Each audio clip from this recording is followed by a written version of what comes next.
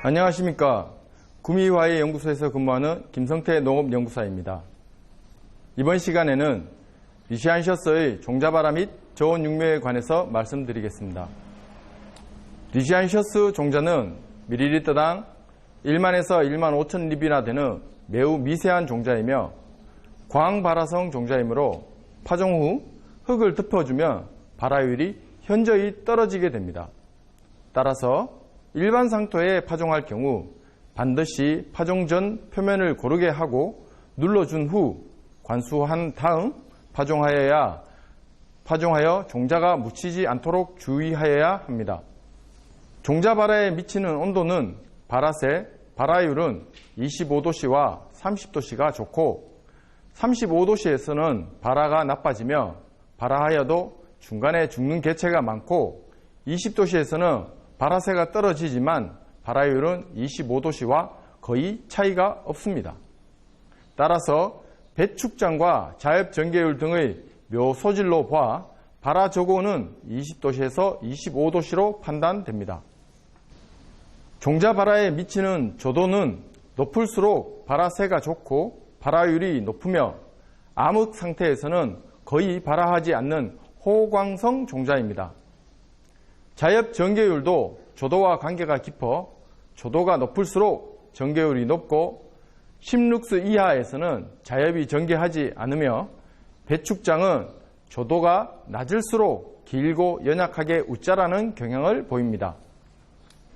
발화와 생육이 균일한 양질의 묘를 얻기 위해서는 적어도 5,000럭스 이상의 조도가 필요합니다. 파종기에 따른 개화기는 우리나라에서는 1월에서 3월 파종기까지는 당년 7, 8월에 개화를 하지만 4월 파종 시부터는 당년에 늦가을에 일부 개화하고 일부는 이듬해 7월에 개화하게 되며 5월 이후 파종에서는 이듬해 6, 7월에 일시에 개화하게 됩니다. 그러나 묘의 저온 처리 및 장일 처리를 병행하면 5월 이후에 파종해도 개화기를 2월에서 5개월 정도 앞당길 수 있으며 이것을 이용한 저온 육묘로 연내에 개화시킬 수 있습니다. 다음은 리시안셔스의 로제트에 대해서 말씀드리겠습니다. 육묘 중의 온도 관리 및 재배지의 온도 조건 등에 따라서 약간의 차이가 있기는 하지만 우리나라에서는 4월에서 8월 파종하면 대부분의 묘가 로제트화하여 반드시 겨울에 저온을 경과해야만 정상적으로 추대 개화할 수 있습니다. 로제트화의 주된 요인은 온도이며 주간 온도가 30에서 35도씨이고 야간 온도가 20에서 25도씨인 경우에는 온도 이외의 요인에 관계없이 로제트화하게 됩니다. 주간 28도에서 30도, 야간 20도에서 23도씨 정도에서는 온도 이외에 강한 광이나 단일 등의 조건이 로제트화를 촉진하게 되며 주간 20도씨에서 25도, 야간 15도씨에서 18도씨 정도에서는 겨울에 단일 조건에서도 로제트화하지 않습니다. 2회 절하의 경우에는 1회 절하 시 생육기간 중의 온도에 영향을 받는데 서늘한 조건에서 자란 경우에는 신장이 빠르지만 고온 조건 하에서 1번화를 재배하였을 경우에는 2번화의 로제트화 비율이 높게 나타납니다. 다음은 리시안셔스의 저온 육묘에 관해서 말씀드리겠습니다. 리시안셔스 묘의 저온 처리 및 저온 육묘를 통해 8월에 정식하여 연내에 개화시킬 수 있어 동계 재배를 할 수 있습니다.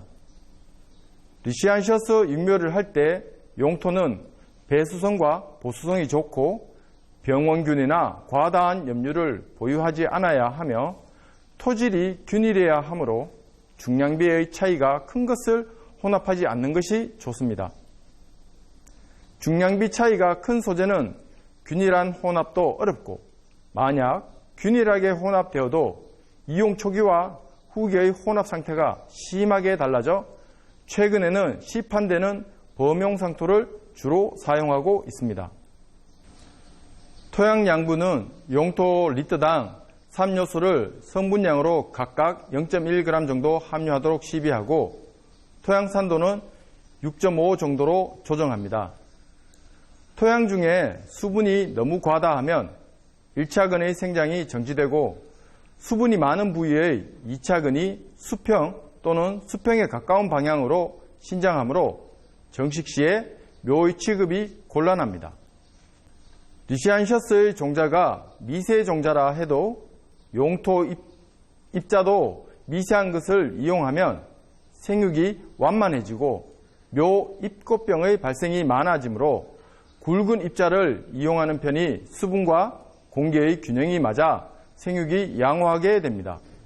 육묘 용기는 리시안셔스의 뿌리가 우엉뿌리처럼 곱게 자라는 1차근과 여기에서 발생되는 2차, 3차근이 발생하므로 깊은 것이 좋습니다.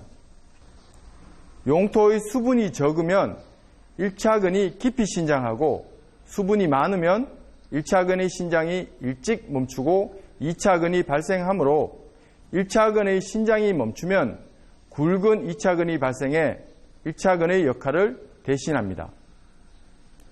육묘 용기의 깊이가 얕으면 뿌리 뻗음에 한계가 있어 그만큼 어린 묘 때 정식해야 하는 부담이 있으며 용기가 깊으면 1차근이 길게 자라 2차근 발생을 할 수 있는 부위가 많아져 정식 후 생육이 좋아지며 분지수와 꽃수가 증가합니다. 일반적으로 플러그 트레이에 육묘를 하면 정식 시에 뿌리가 다치지 않으므로 정식 후 생육이 무조건 양호하다고 생각하지만 플러그에서 자란 2차근은 정식 후에는 더 이상 자라지 않으며 정식 후 1차근에서 새로 발생하는 2차근이 땅속 깊이 자라게 됩니다. 따라서 뿌리가 너무 감겨져 있으면 새로운 2차근이 자라나올 공간이 없으므로 이때는 뿌리를 다치더라도 풀어주어야 하며 플러그셀의 아랫부분의 3분의 1 정도 뿌리가 뻗은 상태가 정식 적기입니다. 최근 플러그 트레이에서 파종하는 방법으로 바뀌어 대규모 육묘 농장에서 육묘하여 판매하는 경우가 많아지므로 정식기부터 역산하여 미리 주문한 묘를 구입하는 것이 좋습니다. 플러그 트레이에 파종할 때는 288구가 알맞으며 용토는 플러그 트레이 전용 용토를 사용하는 것이 수분 유지와 입꽃병 방제에 유리합니다. 다음은 리시안셔스의 저온 육묘에 관해서 말씀드리겠습니다. 종자 냉장 기술은 주로 여름철 고온기 육묘 작행에 있어서 효과적인 기술로서 흡습한 종자가 10도씨 암흑 조건에서 35일 저장한 후 발화에 적합한 온도, 광 조건 하에서 관리하므로 발화와 생육 촉진, 로제트 발생을 억제할 수 있으며 육묘 기간을 약 10일 정도 단축할 수 있습니다. 저온 육묘 시 온도 관리는 파종 후 떡잎 전개기까지 주간 25도, 야간 20도씨에서 관리하고 그 후 주간 25도씨 유지, 야간 온도는 서서히 내려서 15도씨에서 20도씨 온도를 유지하며 주간 온도가 30도씨 이상 충분한 일조를 위해서 초강은 근무를 합니다. 관수는 본엽 전개까지 상토 표면이 마르지 않도록 주의하며 본엽이 전개되면 뿌리가 약 3cm 정도 신장된 상태이며 배양토의 표면이 건조한 느낌이 들면 관수를 실시하며 주로 오전에 관수를 합니다. 추비는 떡잎 전개 시까지 질소 농도 100ppm 정도로 주 1회 시비하며 서서히 높이며 추비를 줍니다. 이상 리시안셔스의 종자발화 및 저온 육묘에 대한 설명을 마치겠습니다. 리시안셔스에 관한 질문은 경상북도 농업기술원 구미화해 연구소로 연락 부탁드리겠습니다. 감사합니다.